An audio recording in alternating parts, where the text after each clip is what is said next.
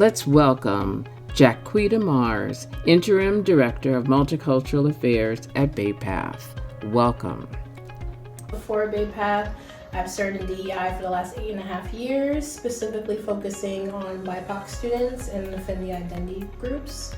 So when I say affinity identity groups, I mean like not in the BIPOC population, but outside of it. So LGBTQ, Indigenous, what's the word I'm looking for? Individuals with disabilities, anything that encompasses another place, a cappella, like anything that is outside of just being a person, that's my biggest focus. Before BayPath, I worked at Connecticut College. Before Connecticut College, I worked at Trinity College. And before Trinity College, I worked at UConn. I currently hold 2 bachelor's degrees, one in psychology, one as a crime law and justice degree. I have a master's degree in public policy, and I'm working my PhD in educational leadership for social justice currently. So I will be a doctor one of these days whenever I finish my dissertation.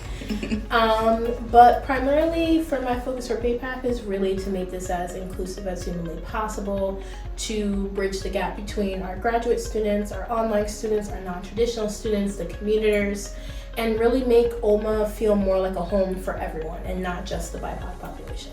So.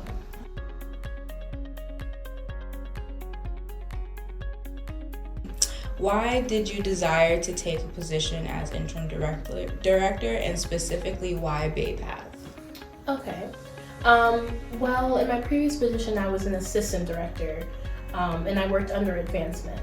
But I felt like my heart wasn't in the money and the budgeting and all of that. It was more for the students. And I found every possible reason to interact and engage. So I advised 2 student organizations, so BSU at Connecticut College, and I advise our QTI-POC, so our Queer, Trans, Intersex People of Color Club as well.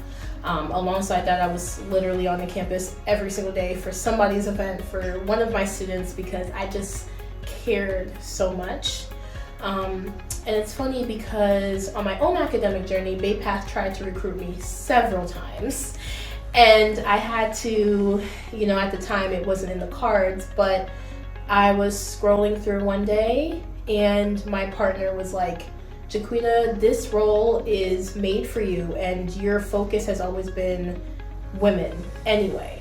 So she sent this over to me and I was like, this sounds perfect. So from there, I applied. I came and had a tour actually of the campus before I got to campus and before I even had an interview. And then a week later, I found BayPath. Now, in my interview is really what cemented it for me. I just felt this level of like warmness and openness and just collaboration. This ability to really connect with people. And my biggest focus has always been connections. It's always been pushing our women forward and allowing them to be the best version of themselves.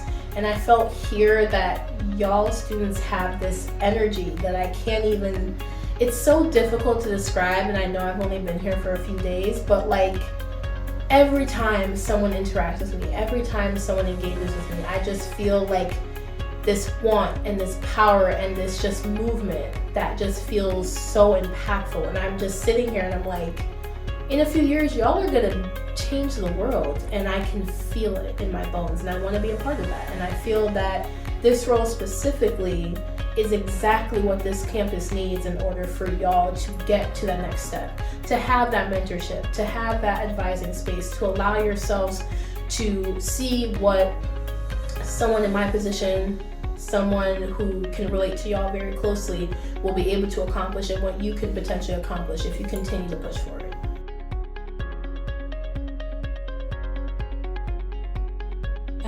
What are your plans on making BayPath University a safe space for everyone and giving everyone the same opportunities?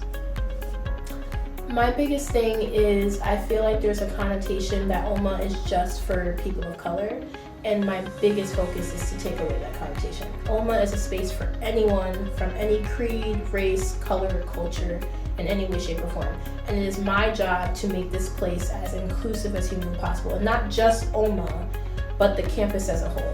So that means for me to reach students where they are.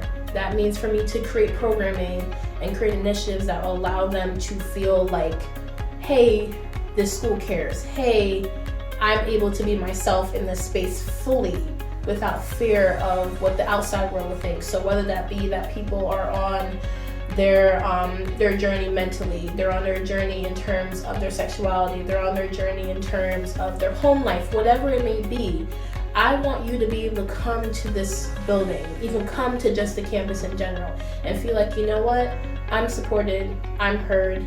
I know that at the end of the day, no matter what happens, there will always be someone in my corner to push me forward or to help me when I stumble. And that's my biggest goal here, is to make sure that I'm that little stepping stone for y'all, so that if you do stumble, you have a nice soft place to fall.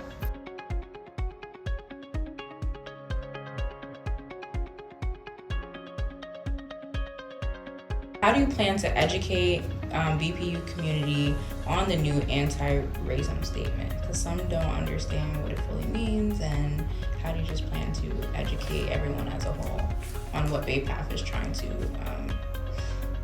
implement? Yeah, absolutely. So for me, I think it kind of starts with just meeting people where they are in their terms and their understanding of what anti-racism even is. So there are some things in the works currently for where we can have some workshops, we can have some very clear projected understanding of what this actually means. But the biggest thing is kind of taking the anti out of racism and just putting racism as, this is unacceptable, we do not condone this, but here's the reasons why, and this is how we're going to move forward to ensure that this doesn't happen. So my biggest priority right now is to make this feel as inclusive and undiscriminatory as humanly possible. Of course, highlighting the fact that racism does exist, and many of us do face that and feel that every day, and validating that experience, but also making sure we're honing in on how we can combat racism within its bigger peak. So whether that be in terms of not being a bystander, in terms of stepping forward when things are going on that you know are not right, or if you don't feel comfortable stepping forward, approaching the correct people so that they can step forward in your stead, or reporting things as they happen.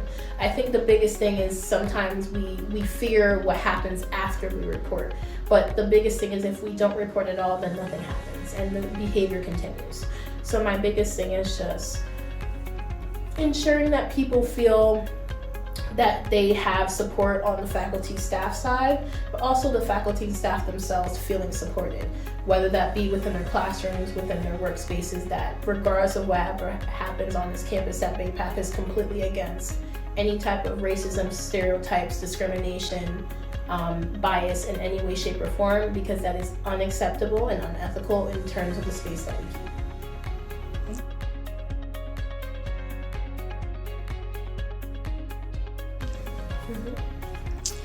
How do you think you can support students on and off campus? So it's funny you say that, because I literally just had a conversation about how to do that. So I think what's been happening a lot is that we have a disconnect between our students who are traditional and our students who are online. And my biggest goal is to, of course, push the fact that it doesn't matter if you're online or if you're in person, we're all the same community. So exposing those communities to be more hybrid. So making every event that I can make hybrid, allowing spaces where I engage with them separately potentially, bringing them into things, having them be a part of committees, and allowing them to fully immerse themselves in the community, because again, because they're not on campus and they're not in person, there are a lot of opportunities that they're not able to attend or not being able to be a part of. And I want them to feel that regardless of the fact that if you are in person or if you are online, that BayPath cares and that we will support you. So